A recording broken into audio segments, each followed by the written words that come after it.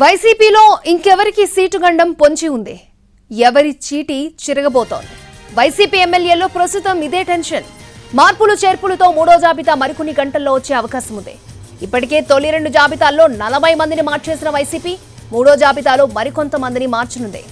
ఈ జాబితాలో ముఖ్యంగా 7 ఎంపీ సీట్లలో మార్పులు చేర్పులు ఉండే అవకాశం ఉంది. కొందరిని ఎంపీలుగా పంపే అవకాశం ఉంది. 25 నుంచి 30 అసెంబ్లీ నియోజకవర్గాల్లో మార్పులు చేస్తారని తెలుస్తోంది. గూడూరు ఎమ్మెల్యే వరప్రసాద్ కు టికెట్ డౌటే. నందికొట్కూరుపై కూడా క్లారిటీ రాలేదు. పెడమలూరు ఎమ్మెల్యే పార్థసారథిని పిలిచి మాట్లాడినా ఆయనకు సీటుపై స్పష్టతనివ్వలేదు. తిరువూరు నుంచి రక్షణ నిధిని తప్పించినట్లేనని సమాచారం. మార్కాపురం నుంచి జంకా వెంకట్రెడ్డికి టికెట్ గ్యారంటీ అంటున్నారు. ఇక గిద్దలూరులో ఎవరు పోటీ అనేది కూడా మూడో జాబితాతోనే తేలనుంది. మంత్రి గుమ్మనూరు జయరాంకు ఆలూరు నుంచి సీటు డౌటే. ఇక పెందుర్తిలో మంత్రి గుడివాడ అమర్నాథ్ కు సీటు దాదాపు కన్ఫర్మ్ అయింది. ఇక చింతలపూడిలో ఎలీజాకు మరోసారి ఛాన్స్ లేదని పార్టీ ఇప్పటికే చెప్పేసింది. ప్రకాశం జిల్లాలో మరో 2 నియోజకవర్గాల్లో అభ్యర్థులను మారుస్తారు. ఇక సింగనమల, రాయదుర్గం, కోడుమూరు, మదనపల్లి, పూతలపట్టులో కూడా సమన్వయకర్తలను మార్చనున్నట్లు సమాచారం.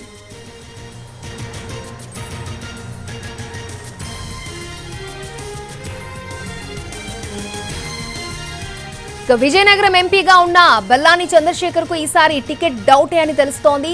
చిన్న సీనును విజయనగరం నుంచి బరిలోకి దింపుతారని సమాచారం. ఇక విశాఖపట్నం ఎంపీ ఎంవివి అసెంబ్లీకి పోటీ చేస్తున్నారు. ఇక బొత్స, ఝాన్సీ విశాఖ నుంచి పోటీ చేస్తారని తెలుస్తోంది. ఇక అనకాపల్లి, అమలాపురం సిట్టింగ్ల స్థానంలో కొత్త వారికి అవకాశం ఇస్తారంటున్నారు. ఏలూరు ఎంపీగా ఉన్న కోటగిరి శ్రీధర్ మరోసారి పోటీకి ఆసక్తి చూపడం లేదు. దీంతో అక్కడ ఎవరికి ఛాన్స్ ఇస్తారు అన్నది ఆసక్తికరంగా మారింది. ఇక నర్సాపురం ఎంపీ రఘురామ ఎప్పటి నుంచో పార్టీకి దూరంగా ఉంటున్నారు. ఇక్కడ ఎవరు పోటీ చేస్తారన్నది కూడా మూడో జాబితాలోనే తేలే అవకాశాలున్నాయి. ఇక నరసరావుపేట ఎంపీ లావు శ్రీకృష్ణదేవరాయలను గుంటూరు నుంచి పోటీ చేయించాలని పార్టీ హైకమాండ్ చెప్పింది. ఇక ఆయన మాత్రం నరసరావుపేట నుంచి పోటీ అంటున్నారు. ఇప్పుడు అక్కడి నుంచి నాగార్జున యాదవ్ పేరును పార్టీ పరిశీలిస్తోంది. దీంతో శ్రీకృష్ణదేవరాయలు ఏం చేస్తారన్నది ఆసక్తి కలిగిస్తోంది. మరోవైపు ఒంగోలులో ప్రస్తుత ఎంపీ మాగుంటకు ఎట్టకేలకు పార్టీ హైకమాండ్ గ్రీన్ సిగ్నల్ ఇచ్చినట్లు తెలుస్తోంది.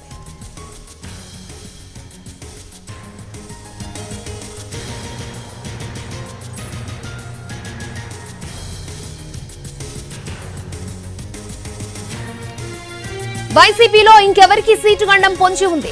ఎవరి చీటి చిరగబోతోంది. వైసీపీ ఎమ్మెల్యేల్లో ప్రస్తుతం ఇదే టెన్షన్. మార్పులు చేర్పులతో మూడో జాబితా మరికొన్ని గంటల్లో వచ్చే అవకాశం ఉంది. ఇప్పటికే తొలి 2 జాబితాల్లో 40 మందిని మార్చేసిన వైసీపీ మూడో జాబితాలో మరికొంతమందిని మార్చనున్నారు. ఈ జాబితాలో ముఖ్యంగా 7 ఎంపీ సీట్లలో మార్పులు చేర్పులుండే అవకాశం ఉంది. కొందరిని ఎంపీలుగా పంపే అవకాశం ఉంది. 25 నుంచి 30 అసెంబ్లీ నియోజకవర్గాల్లో మార్పులు చేస్తారని తెలుస్తోంది. గూడూరు ఎమ్మెల్యే వరప్రసాద్ కు టికెట్ డౌటే. నందికొట్కూరుపై కూడా క్లారిటీ రాలేదు. పెడమలూరు ఎమ్మెల్యే పార్థసారథిని పిలిచి మాట్లాడినా ఆయనకు సీటుపై స్పష్టతను ఇవ్వలేదు. ఇక తిరువూరు నుంచి రక్షణ నిధి తప్పించినట్లేనని సమాచారం. ఇక మార్కాపురం నుంచి జంకా వెంకట్రెడ్డికి టికెట్ గ్యారంటీ అంటున్నారు. గిద్దలూరులో ఎవరు పోటీ అన్నది కూడా మూడో జాబితాతోనే తేలనుంది. ఇక మంత్రి గుమ్మనూరు జయరాంకు ఆలూరు నుంచి సీటు డౌటే. పెందుర్తిలో మంత్రి గుడివాడ అమర్నాథ్ కు సీటు దాదాపుగా కన్ఫర్మ్ అయింది. ఇక చింతలపూడిలో ఎలీజాకు మరోసారి ఛాన్స్ లేదని పార్టీ ఇప్పటికే చెప్పేసింది. ప్రకాశం జిల్లాలో మరొక 2 నియోజకవర్గాల్లో అభ్యర్థులను మారుస్తారు. ఇక సింగనమల, రాయదుర్గం, కోడుమూరు, మదనపల్లి, పూతలపట్టులో కూడా సమన్వయకర్తలను మార్చనున్నట్లు సమాచారం.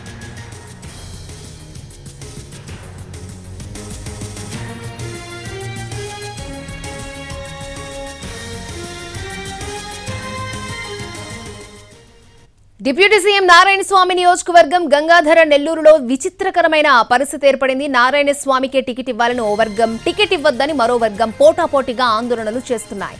అసంతృప్తితో ఉన్న నేతలను పార్టీ ఆఫీస్కు పిలిపించుకుని బుజ్జగిస్తున్నారు పార్టీ పెద్దలు. అటు ఇక తిరువూరు సిట్టింగ్ వైసీపీ ఎమ్మెల్యే రక్షణ నిధి సైలెంట్ మోడ్లోకి వెళ్లిపోవడం చర్చనీయాంశంగా మారింది. అధిష్టానం మార్పులు చేర్పుల్లో రక్షణ నిధిని తప్పించి వేరే వాళ్ళకి టికెట్ ఇస్తారన్న ప్రచారం జోరుగా సోషల్ మీడియాలో జరుగుతోంది. ఇది ఎంతవరకు వాస్తవం అనేది పొలిటికల్ సర్కిల్లో చర్చ జరుగుతోంది.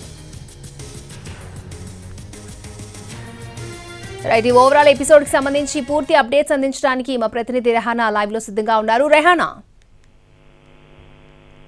మూడో జాబితాకు సంబంధించిన ప్రక్రియ జరుగుతుంది. నిన్నటి నుంచి మనం చూస్తున్నట్లయితే గత 3-4 రోజుల నుంచి మూడో జాబితాకు సంబంధించిన ప్రక్రియను పార్టీ హైకమాండ్ సీరియస్ గా చేస్తుంది.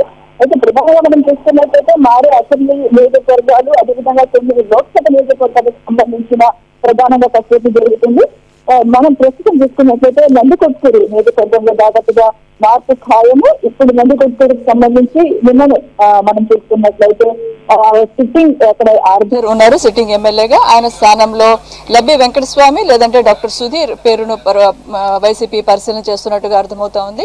ఇక మరోవైపు చూసుకున్నట్లయితే నిన్న నందికొట్కూరు ఇన్ఛార్జిగా ఉన్న పార్టీ వైపు నుంచి ఇన్ఛార్జిగా ఉన్న బైరెడ్డి సిద్ధార్థ రెడ్డి తోటి ముఖ్యమంత్రి మాట్లాడడం జరిగింది. ఇక్కడ ప్రస్తుతం ఉన్న సిట్టింగ్ ఎమ్మెల్యే ఆర్థర్ కు అదేవిధంగా పార్టీ సమన్వయకర్తగా ఉన్న బైరెడ్డి సిద్ధార్థ రెడ్డి మధ్య చాలా కాలం నుంచే గ్యాప్ ఉంది. సో ఈ నేపథ్యంలో మార్పు చేస్తున్నారు. అదేవిధంగా ఇక్కడ మాజీ ఎమ్మెల్యే లబ్బి వెంకటస్వామి లేదా డాక్టర్ సుధీర్ ఈ పేర్లను పార్టీ పరిశీలిస్తున్నట్టుగా తెలుస్తుంది. మరోవైపు పెందుర్తి నుంచి గుడివాడ అమర్నాథ్ ను బరిలో పెట్టే ఆలోచనలో వైసీపీ ఉన్నట్టుగా తెలుస్తుంది. ఇక సింగనమల, దీంతో పాటు ఆలూరు నుంచి ప్రస్తుతం ప్రాతినిధ్యం వహిస్తున్న గుమ్మనూరు జయరాం ను మార్చడానికి దాదాపుగా ఖాయమైపోయింది.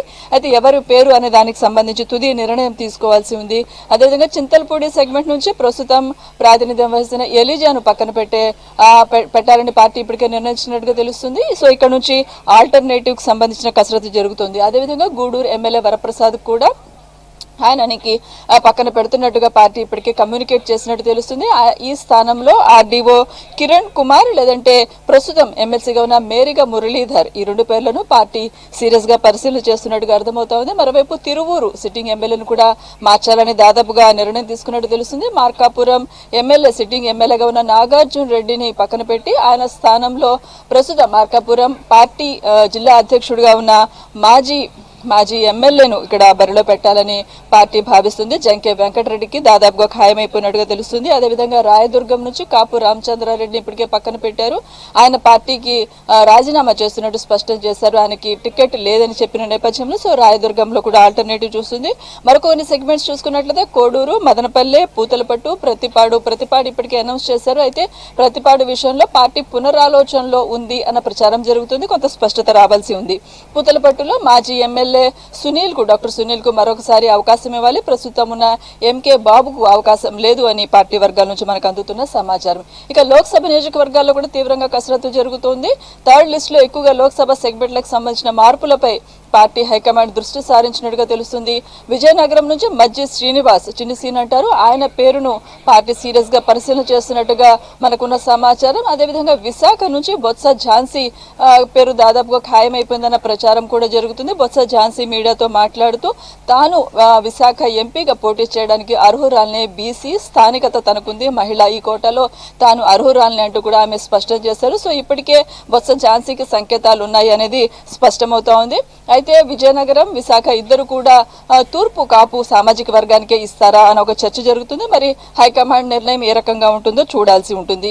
ఇక కాకినాడ ఎంపీ నుంచి కూడా కొన్ని పేర్లు ఉన్నాయి. కాకినాడ ఎంపీగా ఉన్న వంగా గీతని పిఠాపురం సెగ్మెంట్ నుంచి బరిలో పెడుతున్న నేపథ్యంలో ఇక్కడ నుంచి బలిజ 3-4 పేర్లు ప్రస్తుతం పరిశీలన చేస్తా ఉన్నారు.